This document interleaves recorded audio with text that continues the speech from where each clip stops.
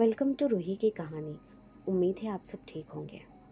शिवनगर गांव बहुत अमीर है। यहाँ के लोग सिर्फ अपने काम से मतलब रखते हैं। ऐसे ही लोगों को मतलबी कहा जाता है। यही गांव में पीपल का एक पेड़ है जो बहुत ही घना है, जिसके नीचे चबूतरा बना हुआ है। सब लोग हंसी खुशी से रहते थे। लेकिन एक दिन भिखारन बुढ़िया भीख मांगते हुए शिवनगर गांव पहुंच जाती है।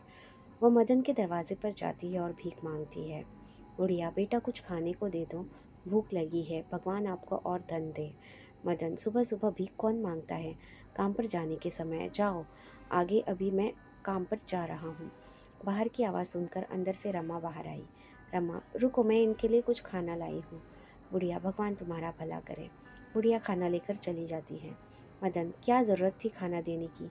पैसे की बर्बादी करती हो। सब हमसे अमीर हो रहे हैं और तुम पैसे उड़ा रही हो। रमा, तुम बिना मतलब के बात मत करो। खाना खराब हो चुका था इसलिए दे दिया। खाना लेकर भिखारन बुढ़िया पीपल के पेड़ के नीचे चली जाती है। खाने को खोलती है तो उसमें से बदबू आती है। गौर से देखा तो उसमें कीड़े पड़ चुके थे। गरीब बुढ़िया ने खाना फेंक दिया और दूसरे घर में भीख मांगने चली गई।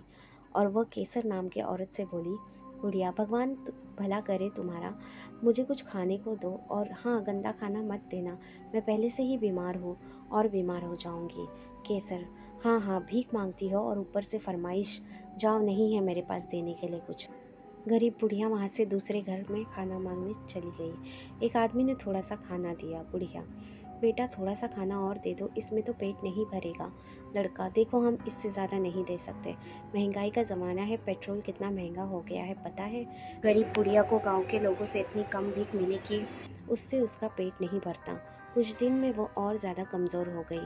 बुढ़िया, अधिक गर्मी होने के कारण एक दिन बुढ़िया को बहुत ज़ोरों से प्यास लगती है। आसपास पानी न मिलने के कारण वो लोगों के घर जाकर पानी मांगने लगती है। लेकिन वहाँ के लोग इतने मतलबी है कि बुढ़िया को पानी भी नहीं दे रहे थे। बुढ़िया, पानी दे दो, कोई मुझे पानी दे दो। उसे कोई भी पानी नहीं देता है। उसे देखते ही वहाँ के लोग उसे भगा देते थे। लोगों के घर जाकर वो थक चुकी थी, लेकिन उसे एक बूंद पानी पीने के लिए नसीब नहीं हुआ। चलते चलते वो उस पीपल के पेड़ के नीचे जाकर बैठ जाती है। कुछ देर बाद बीमारी और पानी न मिलने के कारण बुढ़िया की वहीं पर मौत हो जाती है। बुढ़िया की मृत्यु हो जाने के बाद वहाँ अजीब अजीब सी घटनाएं होने लगती हैं। जब रात को सब लोग सो रहे होते हैं तो आधी रात को एक औरत के रोने की आवाज़ सुनाई देती है। ये आवाज़ इतनी तेज़ होती है कि पूरे गांव को सुनाई देती है। रोने की आवाज़ के साथ साथ चीखने चिल्लाने की आवाज़ भी आने लगती है, जिससे लोग और भी ज़्यादा डरने लगते हैं। गांव के लोग ने एक मीटिंग बुलाई। सब लोग उसी पीपल के पेड़ के नीचे इकट्ठे होते हैं। उसमें से एक आदमी बोलता है, गांव वालों, ये क्या हो रहा है? गांव में रोज़ रात को एक औरत की रोने की चिल्लाने की आवाज़ सुनाई देती है। तभी एक औरत बोलती है, इसका क्या उपाय है? मेरे बच्चे बहुत डर रहे हैं। तभी एक दूसरा आदमी बोलता है, सभी लोग रात को अपने अपने घरों में हनुमान चालीसा बजाओ। इसके बाद आवाज़ आनी बंद हो गई। लेकिन एक दिन मदन उस पीपल के पेड़ के नीचे से जा रहा था कि उसकी कार खराब हो गई। पीपल के पेड़ के नीचे से जो गुजरता था तो उसकी तबीयत खराब हो जाती थी और उसे तेज़ बुखार हो जाता था। तो कभी हंसने की आवाज़, तो कभी रोने की आवाज़, तो कभी किसी की बात करने की आवाज़ आती है। ये सारी बातें लोगों को डर डर को अंदर से और ज़्यादा बढ़ाती जा रही थी।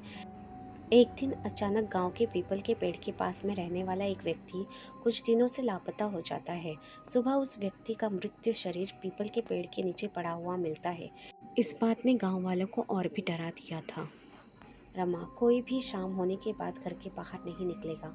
गांव के सब लोग अपने घर के दरवाजे को बंद रखते हैं ताकि कोई गायब ना हो जाए। मदन, और उस पीपल के नीचे तो भूल कर भी ना जाना, भूत रहता है उस पर, कुछ भी हो सकता है।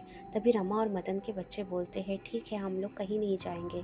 बच्चे चादर ओढ़कर सो जाते हैं। पूरे गांव के लोग बहुत डरे हुए और कोई भी घर के बाहर नहीं निकलता है। पूरे गांव में मानो मातम पसरा हुआ है। मदन और गांव के लोग कुछ एक साधु के पास जाते हैं और उस साधु बाबा से पूछते हैं कि हम लोग एक बुढ़िया को भीख नहीं देने के कारण परेशान है, वो भूख और बीमारी से मर गई। बाबा, ये सब जो भी हो रहा है उसमें तुम सब गांव वालों की ही गलती है।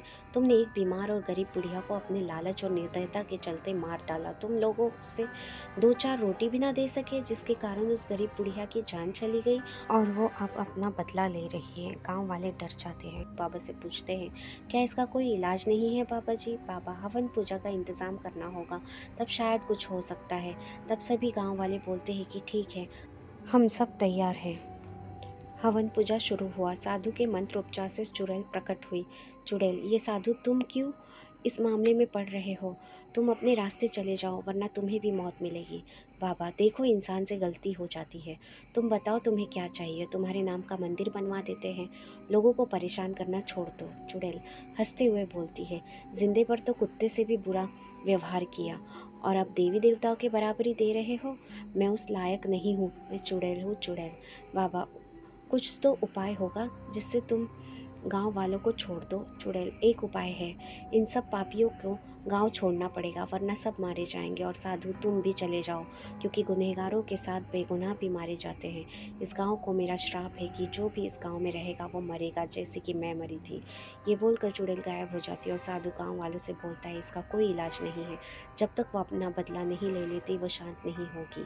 धीरे धीरे लोग बीमार होने लगे और बीमारी बढ़ती जा रही थी, जिसके कारण शिवनगर वालों को उस गांव को मजबूरी में छोड़कर दूसरी जगह जाना पड़ा।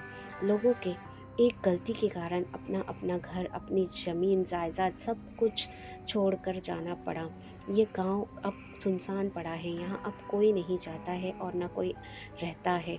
इसलिए हमें कभी भी घमंड और निर्दयता से किसी का अनादर नहीं करना चाहिए।